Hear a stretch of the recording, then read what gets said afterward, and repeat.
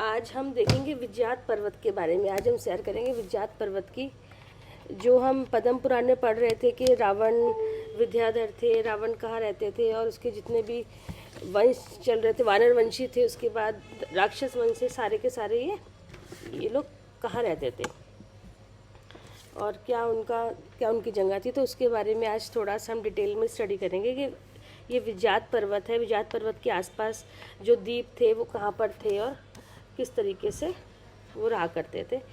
तो विज्ञात पर्वत के बारे में है तो पहले मंगलाचरण। मंगलम भगवान वीरो मंगलम गौतमो गणि मंगलम कुंद कुंद आचार्य जैन धर्मोस्तु मंगलम। तो देखिए, भरत क्षेत्र जो है हमारा, जो ये भरत क्षेत्र है ये साउथ की तरफ है और जो पूरा भरत क्षेत्र है वो बीचों बीच विज्ञात पर्वत है, पूरा लंबा का लंबा, उससे डिवाइड हुआ है दो पार्ट में। जो नीचे साउथ में जो भरत क्षेत्र है वो पूरा डिवाइड हुआ है, वो विज्ञात पर्वत से डिवाइड हुआ है दो भाग में। और उसके बाद 6 खंड उसके ऐसे होते हैं कि जो उसके आगे फिर जाके हिमवान पर्वत है और हिमवान पर्वत से दो नदियाँ निकलती हैं और दो नदियों की वजह से वो उसके 6 खंड रूप में वो सामने आ जाता है पूरा भरत क्षेत्र। तो भरत क्षेत्र के बहुमध्य भाग में नाना प्रकार के उत्तम रत्नों से रमणीय रजत में विज्ञात नामक उन्नत पर्वत विद्यमान है।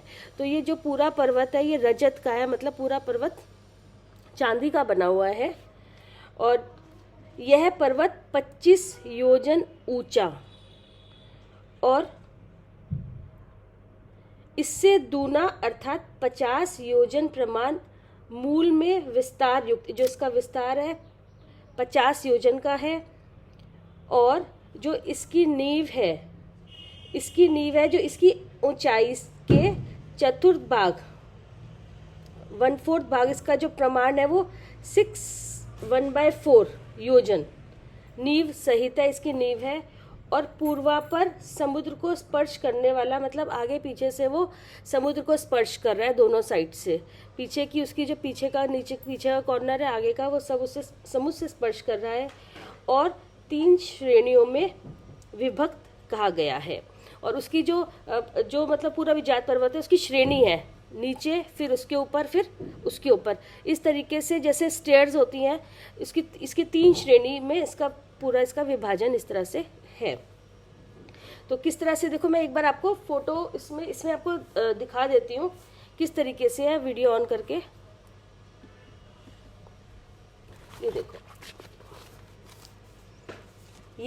ये देखो 6 उसमें बटा हुआ है, बीच में ही विज्ञात पर्वत है। और विज्ञात पर्वत पहले 2 में भरत क्षेत्र, पूरा भरत क्षेत्र है नीचे का इस तरह चंद्राकार, ऊपर नीचे इसको डिवाइड करा है। और फिर उसके बाद ये हिमवान, जो ऊपर ये विज्ञात पर्वत ये वाला है और जो ऊपर है ये हिमवान पर्वत है। हिमवान पर्वत के बीच में पद्म सरोवर है और यहीं से जो 2 नदियाँ आती है, ये गंगा और ये वाली गंगा है और पूरी दूसरी वाली सिंधु, गंगा और सिंधु, ये नदी यहाँ से निकलती हैं। तो उसका जो विभाजन पहले 2 में था, उसके बाद अब ये गुफाओं के नीचे से, विज्ञात पर्वत में नीचे गुफाओं होती है, उसके नीचे से ये निकलती हैं। 1 2 3 4 5 6 इस तरीके से इसके 6 खंड हो जाते हैं। और इसकी जो भार है ये पूरा, जैसे इसकी जो बाउंड्री है इसमें क्या है ना, आगे पीछे से भाभी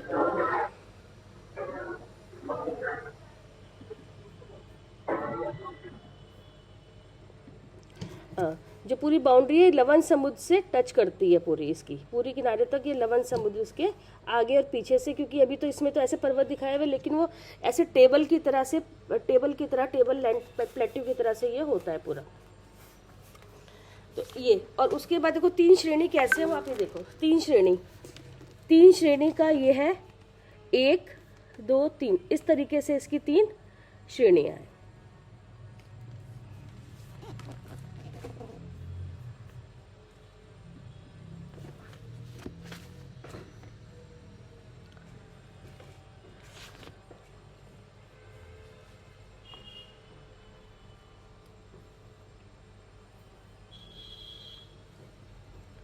पूर्व से पश्चिम दिशा की ओर, मतलब ईस्ट से वेस्ट की साइड और दक्षिण दिशा की श्रेणी में 50 नगर और उत्तर दिशा की श्रेणी में 60 नगर स्थित हैं। यह विख्यात पर्वत पूर्व पश्चिम लंबा है। इस साइड से ये जो हमने देखा था अभी पूर्व से पश्चिम की तरफ, क्योंकि साउथ में हमें ऊपर से नीचे तो साउथ था, तो इधर से पूर्व पश्चिम की तरफ पूरी लंबाई में है, बीच में बीचों बीच है। ये हमने पढ़ लिया। इसकी कुल ऊंचाई 25 योजन है और दक्षिण दिशा स्थित तट पर विद्याधरों के 50 नगर और उत्तर में इसके 60 नगर तट पर स्थित है। तो देखो अब आगे बढ़ते हैं। इतना तो हो गया इसका ये।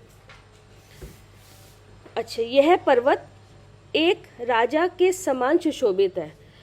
एक जैसे राजा होता है, राजा का क्या सिस्टम होता है, राजा का क्या स्टेटस होता है, वो सेंटर में उसका बहुत बड़ा सिंहासन होता है, वो सेंटर में बैठता है और उसके आसपास उसकी रानियाँ या और जो मंत्री वगैरह हैं वो सब उसके बैठते हैं। तो अब देखो वो थोड़े नीचे होते हैं और राजा हमेशा ऊपर होता है। तो इस तरीके से यह पर्वत एक राजा के समान सुशोभित है और कभी नष्ट ना होने वाली इसकी ये दोनों श्रेणियाँ महादेवियों के समान सुशोभित हो रही हैं। तो मतलब कैसी दोनों श्रेणियाँ क्या हैं?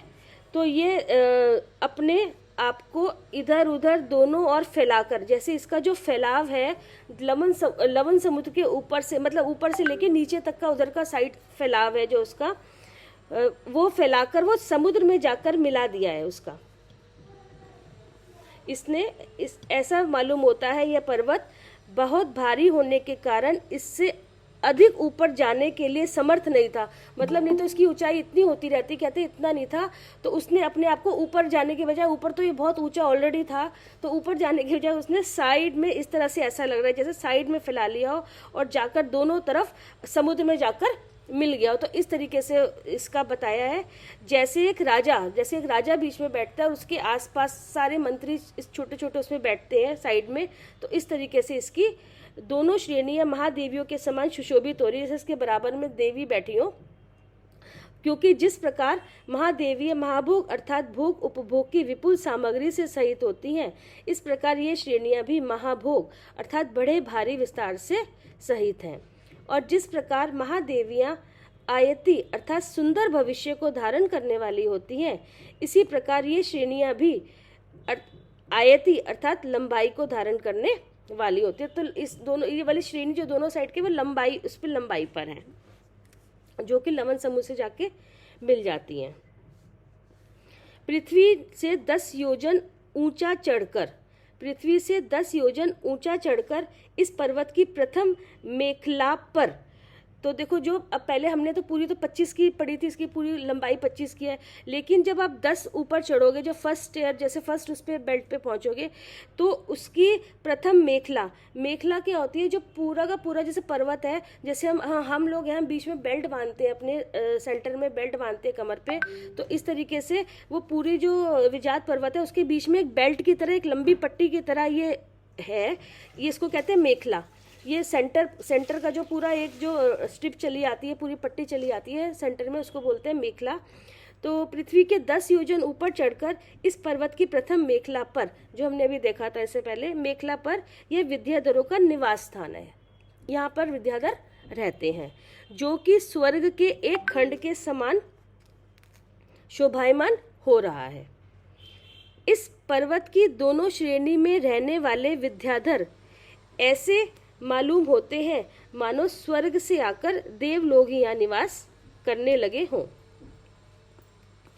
यह विद्याधरों का स्थान हम लोगों के निवास स्थान का संदेह कर रहा है, क्योंकि जिस प्रकार हम लोग,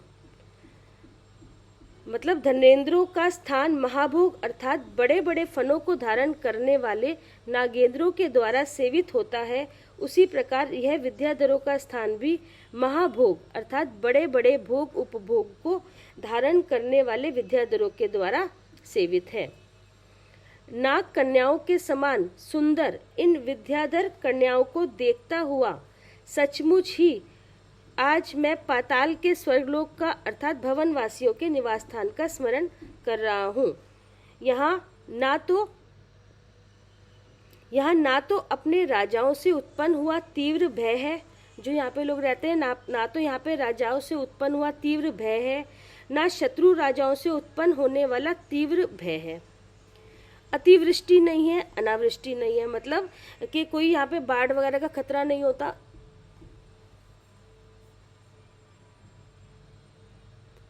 यहाँ पे ये नेटवर्क चला गया है।